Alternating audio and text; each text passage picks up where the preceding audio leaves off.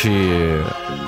Jeg har ikke tænkt mig at give op, jeg har ikke tænkt mig at stoppe, jeg har ikke tænkt mig at slutte der. Det bliver ved til den dag jeg dør. Der er ikke noget endeligt, der er ikke nogen afslutning, og sådan har det været for dag 1.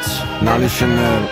Tror du jeg var færdig? Der er ikke nogen der stopper. Spytter som graffiti, for jeg ejer ikke en chopper.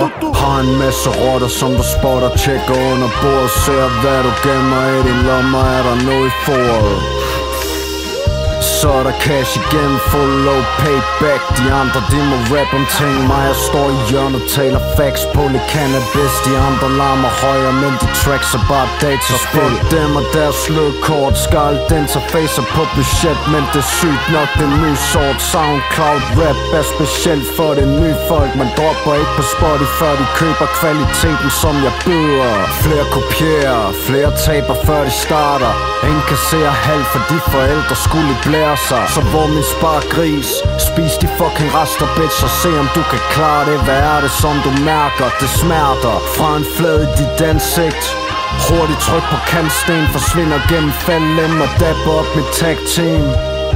Med hvad kolde fødder i et tropeland, og hvad et high five i et gruppeknald. Lige meget, prøv at sige hvad det giver mig. Det er ikke papirspiraler som der virker. Det er energi i cirkler, med mindre at det stinker. Det sorterer til andre linker, bitch, fri mig.